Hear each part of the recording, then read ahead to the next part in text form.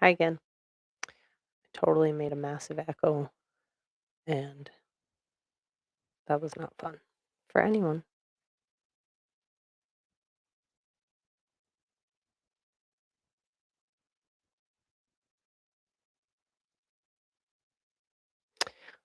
Oh, it does its own little. I wonder if I can change that. Hmm.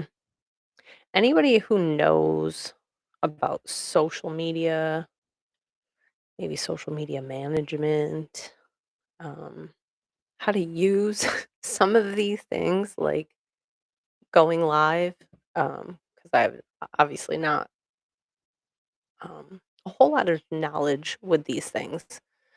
Um, I am definitely a baby to this arena. So that's besides the point.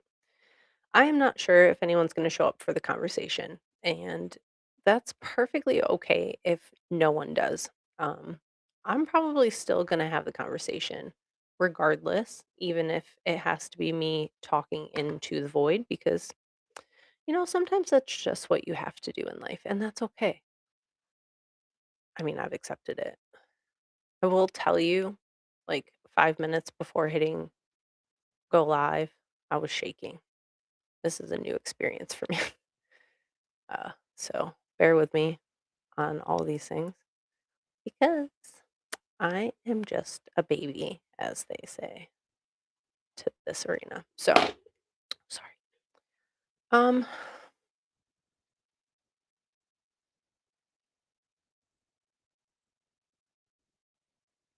so if you have been following along at all to any of my work, if you have watched any of the episodes of the podcast or maybe clips or anything like that, you might have caught. Actually, this was in one of my recent posts, but I had posed a question.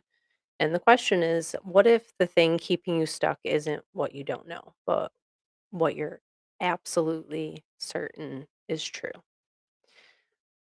That was definitely never a question that I had asked myself.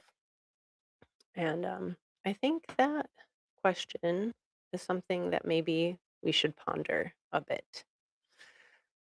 One of the biggest things that I have learned that is or has been the most beneficial in my healing journey is curiosity. And it's such a simple thing, but I think it's something that we tend to forget. We tend to forget as an option. You know what? Probably, maybe, should have started this whole thing by introducing myself.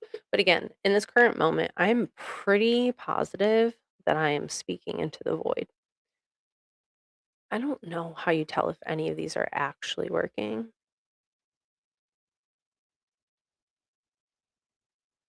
What happens if I do that?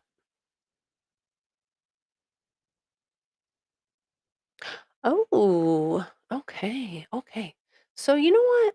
Before I get into anything, I'm gonna click around in here because no one's in here anyways. So I'm gonna mess around and see. Okay, so I don't think that the Instagram link is working.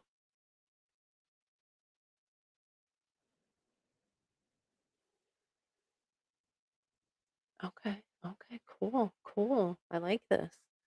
This is interesting. I think next maybe I'll go live on TikTok for fun. Why not? Why not just go crazy? Anyways, okay, so we are in fact live on Facebook. We are in fact live on YouTube. Oh, I wonder if you can. That's why you have them open. I wouldn't open that one though because that's where I'm at. Oh, that would.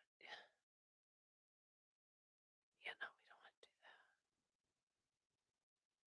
that. It is. I'm sorry, I'm cracking myself up in here.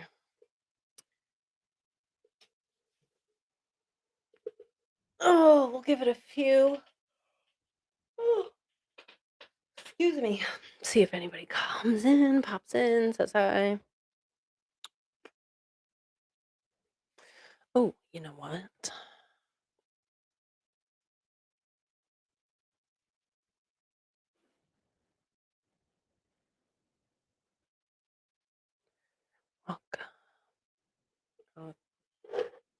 got a hair or maybe a cat hair stuck on my mic. That's always a good time.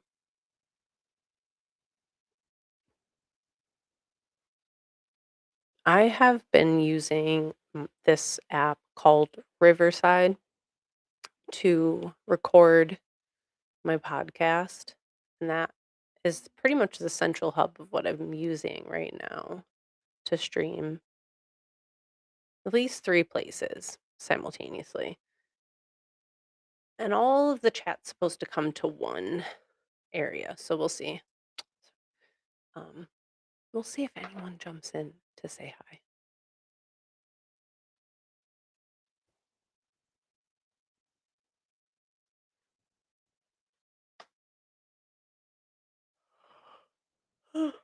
Oh my goodness. I'm sorry. I am apparently very tired right now.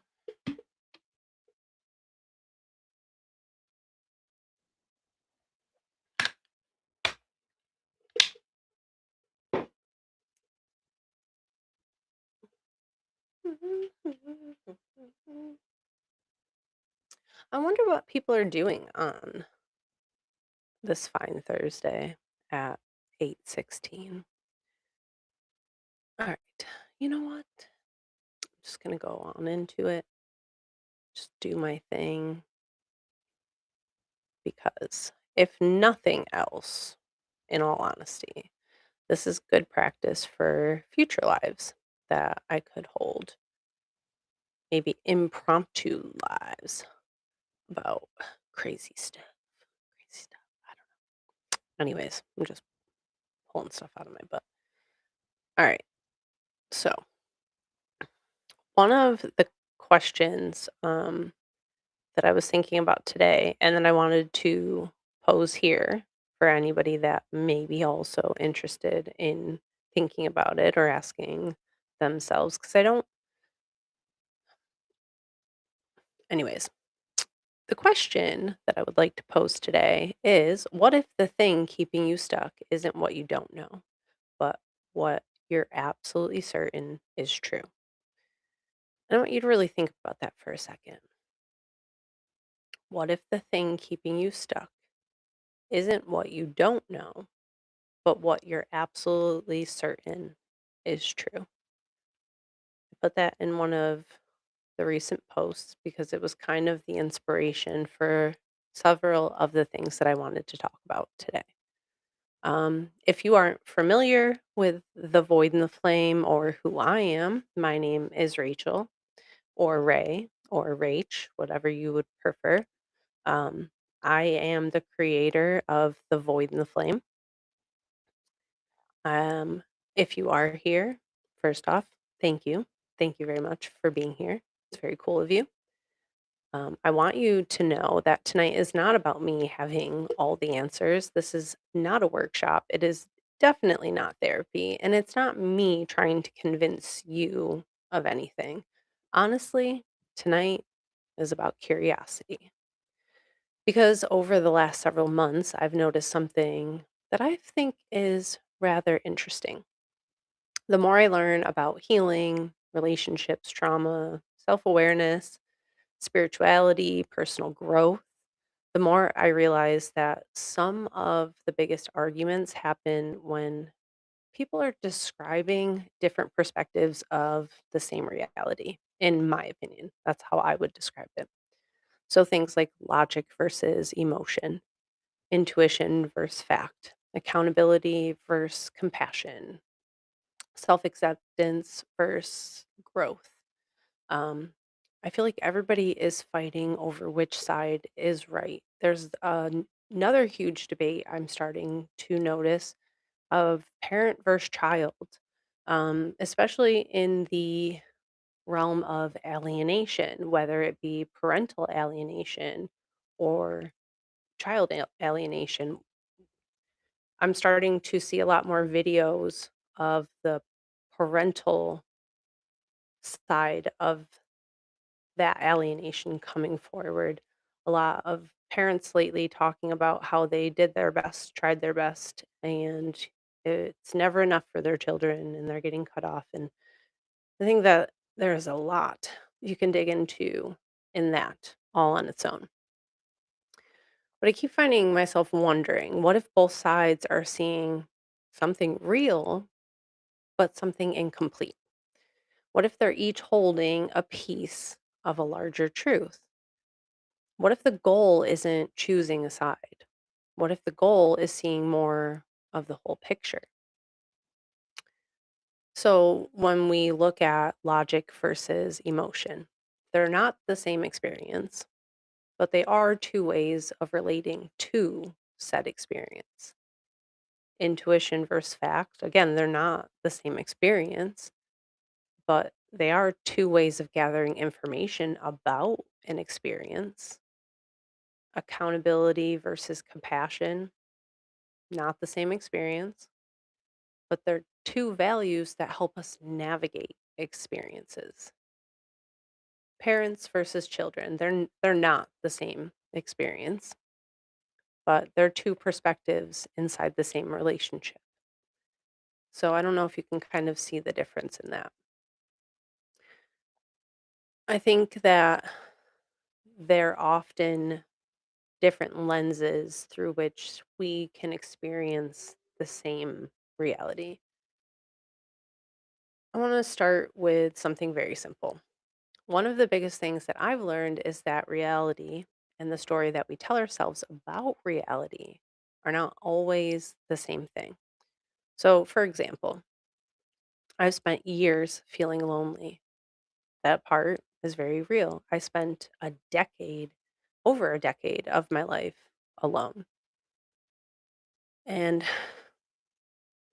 I allowed a good chunk of that time to be spent convincing myself that I was unlovable, that I was either too much or not enough, or simultaneously both at times. And, you know, those parts are real. The loneliness is real. But loneliness and believing that I was unlovable are not the same thing. Loneliness was the experience. You know, there must be something wrong with me, was the story. And so many of us spend our lives trying to solve the story while completely missing the actual experience. I've been lonely for a long time, but being lonely and believing that I'm unworthy are not even close to being the same thing. Being alone and being broken are not the same thing. Being disconnected and being unlovable are not the same thing. The experience and the story became tangled together. So when I separated them, everything started to change. And that's really what curiosity did for me. It helped me separate what happened from what I believed about what happened. Just keep in mind the experiences are real, but the story we build around them may not be. So let's think about it. You didn't get invited. Okay, that's real. Nobody loves me. That's a story. Someone didn't text back. Okay, that's factual information. We can prove that they did not text back. There's in fact nothing on my phone. I'm not important. That's just a story I'm telling myself. Maybe they're busy. Maybe they're overwhelmed. Maybe they're struggling. Maybe they forgot. Maybe their phone died. The event happened. The meaning was created. Let's take another one, for example. I got passed over for a promotion. Okay, that's real. I'm not good enough. That's a story. Maybe someone had more experience. Maybe politics were involved. Maybe it wasn't the right fit. Maybe something better is coming. The brain often rushes towards certainty. Excuse me. Sometimes it would rather have an answer than sit in that uncertainty because that uncertainty is very comfortable, right? I don't know if you've been following along, you might have heard in one of the podcast episodes. Um, do you know how difficult it is to not know? because that's what this is making me think of. That's what the brain experiences, right? That's what the mind starts to experience. It doesn't know. So it leads towards something that it can be certain of. And it is a survival response. It's seeking out comfort. Now imagine reading half of a book and trying to guess the ending. Okay. That's what we do a lot with life. We fill in missing information. The problem is we usually fill it in with old wounds, old fears, old experiences, old stories. Now, what story have you been treating like a fact? How many times have you suffered over a story that wasn't actually true? Something to think about. One of the reasons I think healing gets so confusing is because everybody is using different language. And sometimes we're actually talking about the same exact thing. I saw this conversation recently where one person was arguing that emotions come and go. Another person was arguing that emotions never leave. The comments they're pretty divided. People were pretty sure on what the right answer was, and everybody was split on who was actually right. But when I looked closer, they were both describing different aspects of the same thing. One person was talking about emotional states while the other person was talking about emotional capacity. So neither person was entirely wrong. And I think people spend more time developing language than looking for the overlap. Where is this similar? Where does this make sense? Where do these align? Where do these things fall together? Or could fall together? What am I missing? Because that's a big thing. I think if you really get into the realm of how much information your mind filters and how much it's actually capable of taking in, and I'm not going to quote the numbers because I don't remember them. I once upon a time used to know. It's like 144 bits of information or something like that, or 150. It's a very tiny amount compared to what our brain is actually fully capable of. So when you put that alone into perspective, can you imagine how many things that you actually may have missed or overlooked or that weren't even on your radar because you were too concerned or consumed with whatever story you might have been telling yourself to help fit the situation at the time. And usually that story is a much older story, especially when it comes to things that trigger us. One of the other things that I have found to be incredibly true, not just across the healing industry, but or realm or the world in general. There's a saying like two things can be true at the same time, right? I feel like more than two things can be true sometimes. I feel like the world isn't as black and gray as we try to let it appear. I think there is a lot of shades of gray. And don't get me wrong, this isn't excusing, harm or malicious intent or the truly bad things out there. I don't excuse those things. My moral compass would never allow for anything like that. But what I'm talking about is the things that make us very human collectively as a whole that I think that we really need to start being mindful of and understanding and taking into account before we start reacting to things around us is that more than one thing can be true at the same time. And I think that this kind of stuff happens online all the time. People hear different language and assume they're hearing opposite truths.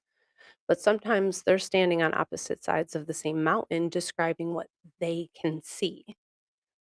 It's a different perspective. So when we take perspective into account, that helps us get more curious too about what it is that we might be missing or that maybe we can't see yet. So, what if we've spent years arguing over the map instead of exploring the terrain? What if something doesn't actually what if the way things appear aren't always the full truth? Which what does that say? Things aren't always what they appear. There you go. That is true. What if they're not? I want to ask you something. The void, talking out there to the world. What is something that you've changed your mind about recently? Is there anything? Have you changed your mind recently, or have you stayed pretty firm on your beliefs that, you know, have just led you up to here? This is who I am. It's just me. You ever look at any of those ones? Those ones that you say that about specifically? I would be curious to see what's underneath that. All right. I want to talk about healing language as a weapon. And I think this one is important. I had experienced this actually personally. Oh my goodness. I think I need a new mic, maybe one that stands independently. If you have suggestions, please send them my way. I am clumsy as heck and I'm always hitting this thing. Anyways, all right. Healing language as a weapon. I find this one extremely important because this happened to me last year, a little over a year ago. Um, oh my God, think about last year. Ooh. Anyways, um, I had been dating somebody for a very short period of time. I had been single for well over a decade and had found myself in a very brief relationship with someone who loved to use pop psychology terms. And at that point in my life, I've been on this healing journey for the better part of probably 8 years or so. Really, really digging in the last 5 or 6. And the last year kind of forced me to have to really look at things a lot more. My world had pretty much fallen apart completely, and this relationship was part of this. When people try to utilize pop psychology terms, healing language, um, because some people really want to believe that there's something wrong with them and there's something that needs to be fixed. And when that happens, they will kind of latch on to the people that use this language, right? Like, oh my God, they're so smart. They know so much. Oh my God, they're speaking to me. Yeah, I do that. I do that all the time. That can be dangerous. Healing language can help people, but healing language can also hurt people. And sometimes I definitely believe that it is a weapon. Gaslighting, narcissistic tendencies, trauma, boundaries, toxic attachment styles, shadow work. All of these labels are fun, right? They help us understand ourselves better as a person.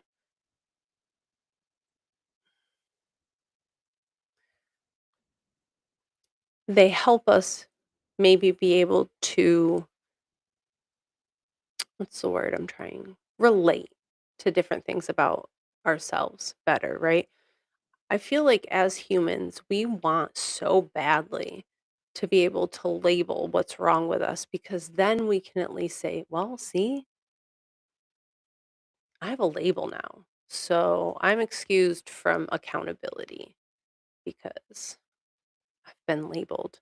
And when you have somebody that is prone to gaslighting and manipulation, and they use those kind of terms towards you, it really can leave you in a state, especially if they're very skilled at it, of questioning your entire existence. Like, man, I thought for the past like 5 years of my life, I got over my mommy issues because I have mommy issues. We'll get into that later. Anyways, um, man, I didn't think that I still had that attachment style. I didn't think that still triggered me. Here's the thing too though about relationships I want you to hear is that they are important, whether it be romantic, friendship, whatever. Relationships are important because we can think that we have healed to an extent and then a person comes along and they trigger us. And we think, "Oh my god, I was just triggered. I haven't come as far as I had thought I did." Yada yada yada. Not only do people use these healing terms as weapons, but then they have you questioning your entire existence, thinking that you haven't accomplished the things that you thought you did, and leave you guessing and second guessing everything that you do. But sometimes you don't see your triggers fully for all the little pieces that they could be until they get triggered. I like to think that when you get triggered, it's an opportunity. I don't like to look at it like a trigger. I like to look at it as an opportunity to get curious. There's that word again. What is this trying to tell me? What is this trying to protect me from right now? And then I can start to kind of like just look at it a little bit like, well, maybe that's not that. Maybe that's because, when I was 9, my mom did this. And again, mommy issues. There's usually a deeper story there. And now I'm kind of just going all over the place. So I apologize. Anyways, a label should be the beginning of curiosity, not the end of it. Awareness without curiosity often becomes judgment because the moment that we stop asking questions, we start making conclusions about things. So if people, if you ever notice that there are people that will use a lot of these psychology terms or these labels, you know, towards you, I want you to get curious, but what does this really mean? Is this true? Is this something I should take on? Should I examine this? Or is this somebody's projection? Because a lot of times it could potentially just be somebody's projection. So getting curious helps save us a lot of guilt and shame too, because we're not carrying things that we don't need to be carrying. A little food for thought. So, sorry, I'm just going through my notes. I'm I have a habit or a tendency to be a little scatterbrained sometimes, especially when I'm just kind of sitting here talking into the void by myself. My first live, and I'm all alone. It's okay. Sorry, that sounded really pathetic. Um, I'm just going through my notes, making sure I'm not forgetting anything. So one of the things actually that I want to point out is that these labels do, like I see people throw around words constantly. You, people learn the whole dictionary and don't know how to utilize words appropriately sometimes. But the second that they learn that word, they kind of stop asking the questions. That's like my biggest point of that. And healing kind of, I don't want to say dies, but it kind of gets stunted the moment that that curiosity gets stunted. Like when you can really be curious about things, you can explore, more avenues open up.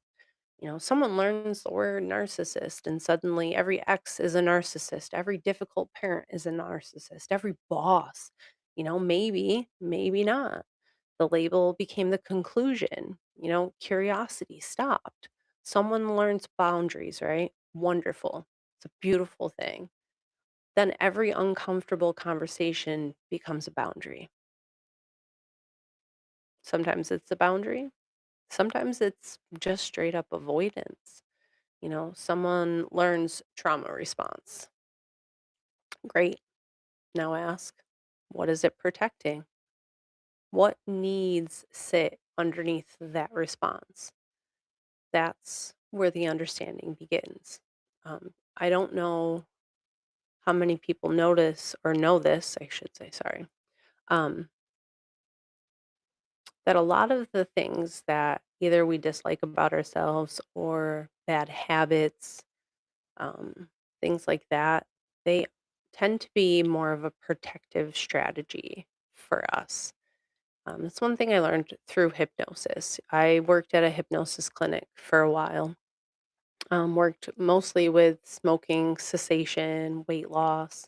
anxiety and stress, which honestly, I think a lot of the things that people would come into a hypnosis clinic for are under the umbrella of something that is stress inducing. Um, and stress rules the life a lot, unfortunately. And when you really look at that, a lot of the things that we do that hurt ourselves, we do because they're fulfilling a need. They're fulfilling some kind of need in us. Again, even if they hurt us, like smoking, right? We know smoking hurts us. It's still fulfilling the need of stress reliever. I just need a minute. I'm just going to go smoke a cigarette. I just need to breathe. You know, um, some people use smoking. Oh, this is my time to myself. And just sit outside, have a couple cigarettes, relax. I've deserved. I earn them. I worked hard all day. I earned those cigarettes, but they're killing you. All the sugar. I used to eat a lot, not because I was hungry, because I was bored or because I was in pain internally. I was not doing myself a service at all by doing those things, but they were fulfilling a need. Somehow that made me feel okay temporarily. So, usually, a lot of these things that we might dislike about ourselves or even other people are they can a lot of times boil down to protective strategies. So, get curious about that. Curiosity. Curiosity. It's my favorite word right now. I might get it tattooed actually. Maybe I'll tattoo it to myself. Anyways, I have a question for you. Have you ever had a healing language used against you? I'm sure I am not alone with that. All right, let's have some fun. Guess what? I said it earlier. I actually think I said it twice earlier. I have mommy issues. Yep, it's true. And if I'm being really honest, I probably have daddy issues too. just keeping it real, guys. Um, but here's what I've learned. For years, I looked at parts of my life through the lens of what happened to me. And that's understandable, I think, because it did happen to me, right? But eventually something started to shift. I had to see something different. I started realizing that my mother had a life before I existed. She had stories before me, pain before me, trauma before me, experiences before me. And understanding her wasn't excusing her, understanding her wasn't agreeing with her, understanding her wasn't forgetting. Understanding simply allowed me to stop carrying the weight. So when I could understand, hey, you know what? Your whole life, for as long as you can remember, you've had a lot of anger towards this person, not just anger, sadness. Sadness for what you feel like you lost out of on and deserved. You know, the normal sadness that any child would feel when they feel like their parent wasn't there. But I never had stopped to really think like what did she go through? What did she have to experience before I came along that made her who she is now? And one of the biggest things is, I mean, the woman was 15 when she got pregnant for me. 16 when she had me. She was a baby having a baby. There's no manual for raising kids. I mean, we all say it, right? Every parent says that. There's no manual. But we do know right and wrong as humans generally. I don't think any of us were born evil. I think a lot of those kind of things are learned. Not always. We know there's psychological issues, things like that. of that nature. Um, but I think, you know, for the most part, none of us are born evil or hateful or purposely or intentionally hurtful. I think those things are learned. I think they are protective. And I think that when we can stand back and try to have a little understanding, it helps us really kind of let go of weight that was never ours to carry to begin with. And that's kind of what happened with me when it came to the weight I had carried for so long with how I felt about my mother and things that had happened. Like, she had a whole life before me. I know that woman went through things that I know nothing about. Not even just before me, but I'm sure even after me. So I guess I chose the route of compassion. I was able to, I mean, it literally felt like a weight off my shoulders. That doesn't excuse anything that happened, like, it doesn't make any of that go away. Um, but I don't feel the weight of it on my back anymore.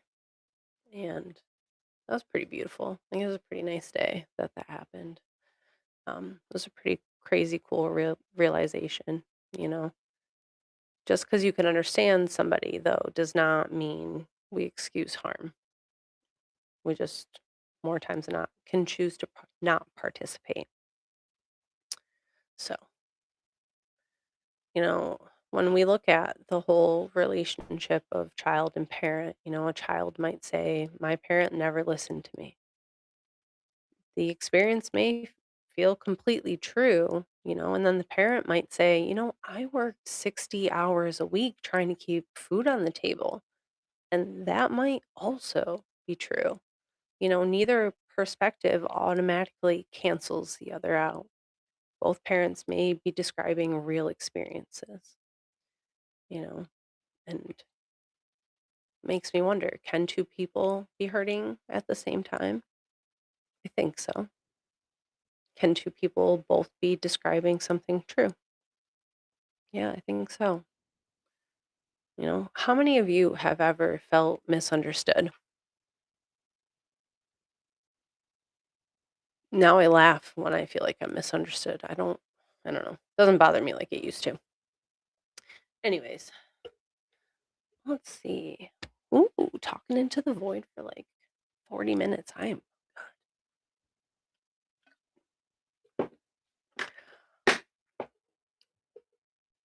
You know, on another question I want to actually pose to you on the misunderstood question. How many of you have actually misunderstood someone else? I know I definitely have. Have you been able to own it? Because, yes, I try to make sure I own things. I'm not perfect, but I don't want people to feel misunderstood when I'm misunderstood. Anyways, um, let's see. Another really important thing that I feel like I've learned is sometimes we aren't actually looking for understanding. We are just looking for comfort. We want certainty. We want someone to blame. We want a villain. We want answers. We want something that allows us to stop searching. The pursuit of comfort sometimes gets in the way of the pursuit of understanding. Let me say that again because I just totally messed up that. I can't even say sentence. Yeah, I am definitely tired. Anyways, the pursuit of comfort sometimes gets in the way of the pursuit of understanding. I'm not going to try to say that again. This is where blame lives. Blame feels good. Blame is simple. Blame says, there, that's the problem.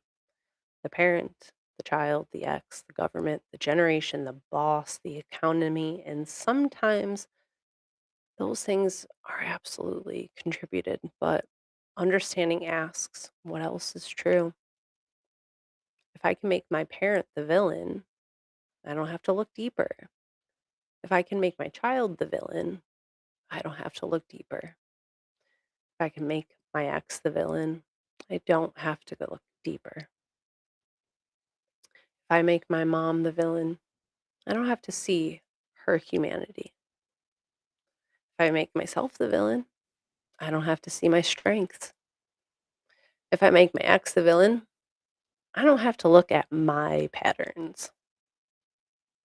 Blame simplifies, understanding expands. But what if there's more?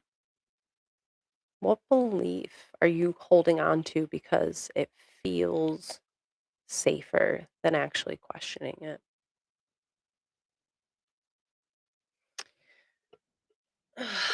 You know, I am a firm believer that curiosity saved my life. This is personal for me because I didn't become healthier because I stopped having ugly thoughts. I didn't become healthier because I became positive. I didn't become healthier because I became enlightened by any means. I still have a very judgmental little gremlin living in this head. Yeah, she is not very nice. The difference is that I don't hand her the microphone anymore, right? So I had this moment recently, I'll be completely honest, where I immediately judged somebody. And there was several reasons for why I had judged this person. It was an online coach and they had a GoFundMe. And in the GoFundMe, they had stated they had stated how they left their job. Like uh, they chose to and they were struggling. And I'm a life coach. I don't do it actively. That's not something I'm anyways, doesn't matter. It is not the easiest field to break into, I don't believe. I think that's why I'm not actively pursuing it myself. Um, but I wouldn't quit my job to do that, right? And that's a judgmental thought of me. Like, who am I to say that that's not the best option? Who am I to not say that's not what I should do exactly and pour my whole heart into this when I know it's something that I'm incredibly passionate about? Whether know if I'm making sense or if anyone's hearing me or not, it's something I still love, something I breathe and dream about, everything, every day. Anyways, I started making assumptions. I reacted internally. I started creating stories. Those parts don't disappear. They don't. But they still pop in. You're still going to have moments where you're like, oh my God. Or like you might judge somebody. But if you could stop yourself, be like, okay, why do I feel like that? Why am I feeling like that? Like, what part of this is triggering me? Because it's not this person, it's not this post. They have definitely not done anything to me at all. What is this triggering in me? Why am I feeling like this? And when I was breaking it down, it was a multitude of things. It was many things. It wasn't just one thing. And it had nothing to do with that person at all, not even a little bit. So, when you can get curious about why you're feeling something, where does that come from? I keep saying it. How many days does it take to create a new habit? 21 days, right? And in those 21 days, that probably takes a lot of repetition, I would think. I like to utilize repetition in a lot of the work that I do. Anyways, so I have a question. How many of you still have thoughts that you wish you didn't have? Judgment, jealousy, anger, resentment, fear, insecurity. Healing isn't, I never have those thoughts. Healing becomes, I don't automatically believe them. That's the important thing. I think the old Rachel used to think in a pattern of thought, story, spiral for a long time. I think now it's thought, interesting. What did that show me? What is that trying to show me? Why did that show up? What does that remind me of? What am I actually feeling right now? Those are the things I started to really look at. And I stopped asking, is this true? And started asking, why do I believe this? And I think that's a valuable question. So, I healed by learning how to relate to things differently. It wasn't about giving up or getting rid of any part of myself. I think that's one of the biggest truths that I've learned is that I haven't actually had to give up any pieces of me. If anything, I've been able to find more pieces of me. I've been able to stand more calmly and confidently in more pieces of me.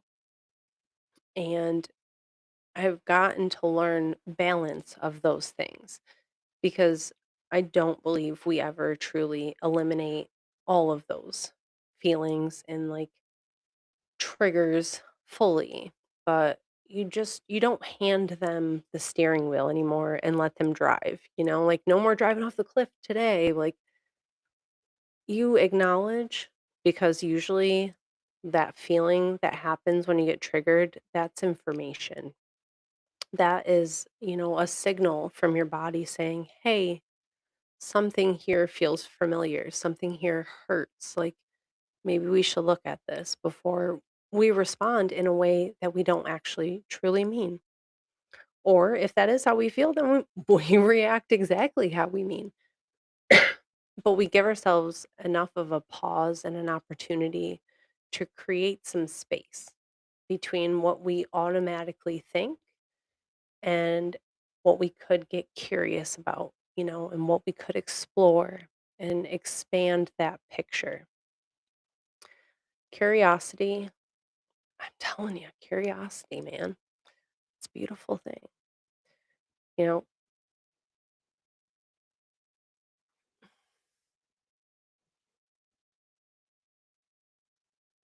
I don't know if someone was knocking or someone's banging on something outside.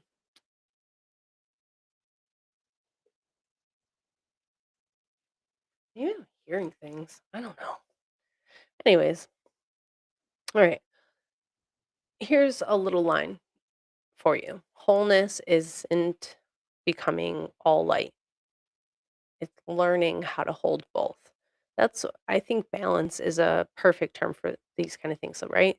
Like I used to think that all the parts of me that I considered ugly, not nice, not pleasant, not friendly, those were the parts that really needed to be buried and hidden. But when I was able to actually stop and look at them and question them a little bit more, instead of automatically silencing them, allowing them to speak, not take the lead, but to speak, to be heard, to be acknowledged, those parts of me held less control. I was able to bring back some agency to myself, give myself an opportunity to choose how I wanted to respond, what I wanted to do. Um, and that's not something that happens overnight. All these things are bit by bit, moment by moment, piece by piece. It's a progression, and half the time with healing and with change, you don't even realize that it happened until you're down the road and you're working on something and you're like, holy crap, if this had happened before, I would have done this, but instead I've done this. It's really cool. Like healing aren't these like grand enlightening moments, or there are aha moments, but usually it's because all the pieces finally, or enough of the pieces have been laid into place to see it for what it is.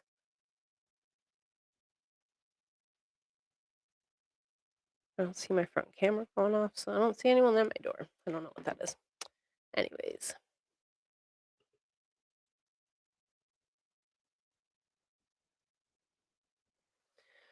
I don't know. I might have to wrap this up soon. Just talking into the void for almost an hour. Um, yeah,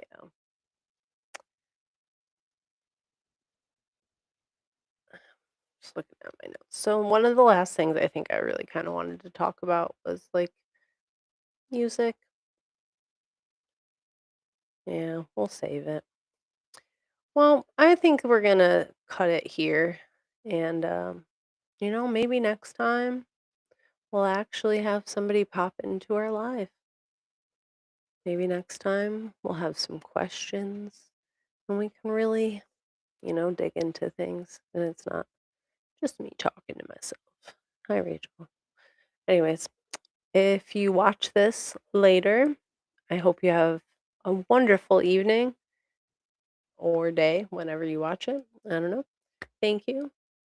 And if you are interested in this kind of material and these kind of conversations, feel free to follow the Void and the Flame podcast. I'm on Spotify, Amazon Music, Apple Music, iHeartRadio, YouTube, pretty much anywhere you can find podcasts these days.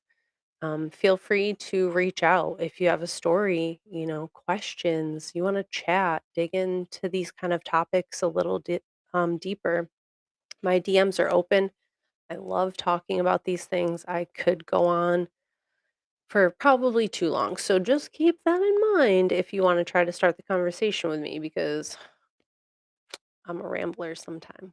That's why I try to keep structure in my podcast because I got to keep a rein on myself. Anyways, thank you for being here. Thank you for watching later. Um, I hope to hear from you guys. If you have any questions, let me hear about what you guys want to hear about. Let me know. English language is hard today. Let me know what you guys might want to hear about, topics that you would like to maybe um, have more information on.